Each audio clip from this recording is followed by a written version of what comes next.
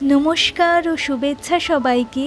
Life with শ্রেয়ার সঙ্গে আবারও ফিরে এলাম আরেকটি নতুন ভিডিওতে। আপনাদের সবাইকে আন্তরিক স্বাগত জানাই। আজকের সকালে ব্রেকফাস্টটা শুরু করছি ম্যাঙ্গো স্মুদি দিয়ে। আসলে মা অনেক দিন ধরেই বলছিল ফ্রিজে বেশ অনেকগুলো পাকা আম আছে, ওগুলো এক এক করে শেষ করতে। তাই ভাবলাম এই পুরোটা সপ্তাহে ব্রেকফাস্টে শুধু ম্যাঙ্গো স্মুদি বানিয়ে খাবো। যেমন ভাবা ঠিক তেমন কাজ।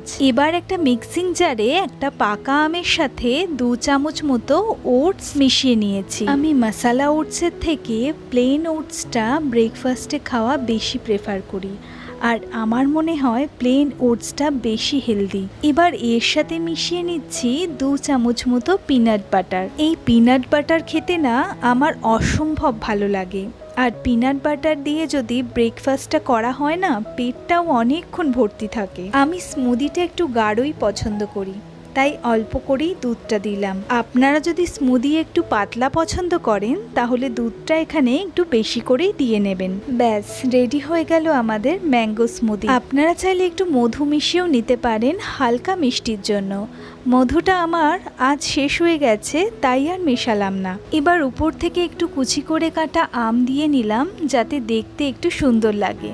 যদিও এটা শুধু আমিই খাবো, আমি আবার একটু সুন্দর করে সাজিয়ে গুছিয়ে খাবার খেতে বেশ পছন্দ করি। আমার মনে হয় খাবার সুন্দর করে সাজিয়ে গুছিয়ে পরিবেশন না করলে তার স্বাদটাও ঠিকমতো পাওয়া যায় না। আজকাল লক্ষ্য করবেন ওয়েদারটাও না খুব খামখেয়ালি হয়ে রয়েছে। এই রোদ তো এই বৃষ্টি। বাড়ির সামনের পুকুর পাড়টায় এসে একটু বসেছিলাম। মেঘলা আকাশ আর বেশ হালকা হালকা হাওয়া দিচ্ছিল। বাড়ি আসতেই মা বলল, আজকে সর্ষে দিয়ে মাছের ঝোলটা তাহলে তুই কর, আমি সব কিছু রেডি করে দিচ্ছি। এ থেকেই নুন হলুদ মাখিয়ে রেখেছিল মাছটায়। কড়াইতে সর্ষের তেল গরম হয়ে গেছে, এবার একে একে মাছগুলো দিয়ে দিচ্ছি। এপিট ওপিট করে বেশ ভালো করে মাছগুলো ভেজে নেব, কারণ মাছ যদি কড়া করে না ভাজা হয় আমি একদমই খেতে পারি না। আমার মামার বাড়িতে না বড় পুকুর আছে। ছোট থেকেই দেখতাম যখন পুকুরে জাল হতো, যা বিক্রি হতো আর কিছু মাছ রেখে দেওয়া হতো, যেগুলো দাদু সারা পাড়ার লোকদের কিছু কিছু করে দিত, আর কিছু বাড়ির জন্য রেখে দেওয়া হতো। এখনো মনে আছে সেই ভোর 4টের সময় মাছ ধরার জন্য জেলেরা আসতেন, আর আমরাও প্রায় অপেক্ষা করে থাকতাম মাছ ধরা দেখার জন্য। তবে এমনটা নয় যে মাছ খেতে আমি খুব পছন্দ করি। মাছের থেকে কিন্তু আমি ডিম বা অন্য কিছু বেশি পছন্দ করি। এবার মাছটা একদম কড়া কড়া করে ভাজা হয়ে গেছে, আর আস্তে আস্তে এক এক করে মাছগুলোকে তুলে নেব। মা অবশ্য পাশ থেকে একটু একটু করে বলে দিচ্ছিল কখন মাছগুলো তুলে ফেলবি। এবার ওই মাছ ভাজা তেলের মধ্যেই কুচি করে রাখা পেঁয়াজগুলো আস্তে আস্তে ভেজে নেব। তারপর যেটা বলছিলাম, যে মাছগুলো বাড়ির জন্য রাখা হতো, একদিনে হয়তো 3 থেকে 4 রকমের মাছের পদ রান্না হতো। আমার তো সব থেকে বেশি ভালো লাগতো মাছের ডিমের বড়া। পেঁয়াজ রসুন লঙ্কা দিয়ে কড়া করে ভাজা হতো। আহা, সেই স্বাদ ছিল। গল্প করতে করতে পেঁয়াজটা প্রায় ভাজা হয়ে গেছে।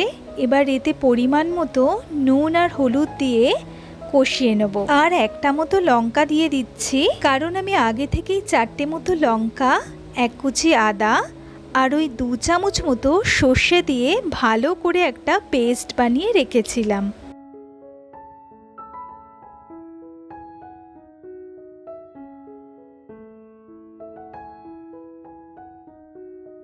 এবার ওই সর্ষের পেস্টটা দিয়ে একটু ভালো করে কষিয়ে নেব।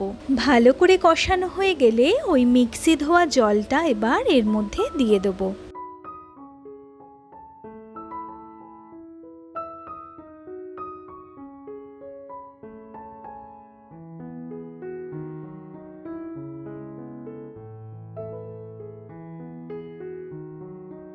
সামান্য কালারের জন্য উপর থেকে একটু অল্প করে কাশ্মীরি লঙ্কার গুঁড়ো দিয়ে দিলাম। এবার জলটা বেশ ভালো মতো ফুটে গেছে। মাছগুলো দিয়ে 1 মিনিট মতো রেখেই নামিয়ে নেব।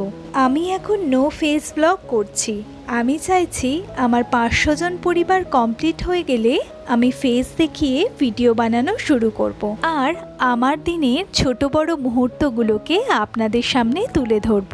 আপনাদের যদি আমার ভিডিও ভালো লেগে থাকে আমার চ্যানেলটাকে সাবস্ক্রাইব করে আমার সঙ্গে থাকবেন। ব্যাস, আজকে আমার দুপুরের লাঞ্চে সর্ষে দিয়ে মাছের ঝোল রেডি হয়ে গেছে। আপনারাও এরকমভাবে ট্রাই করে দেখুন আর আমাকে কমেন্ট করে জানান কেমন হয়েছে।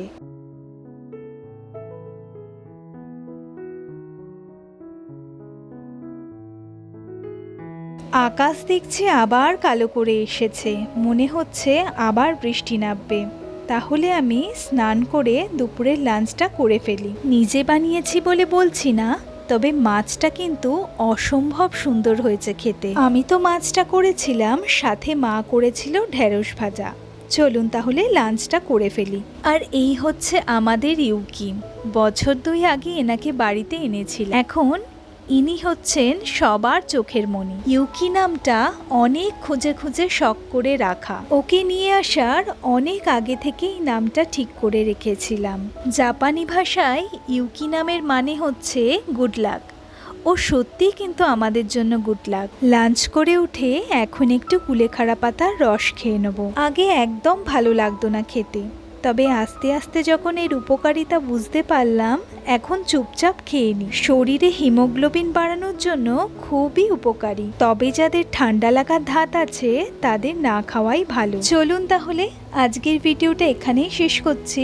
ভিডিওটা ভালো লাগলে একটা লাইক, কমেন্ট আর বন্ধুদের সাথে শেয়ার করতে ভুলবেন না কিন্তু। দেখা হচ্ছে পরের ভিডিওতে, ততক্ষণ পর্যন্ত ভালো থাকবেন।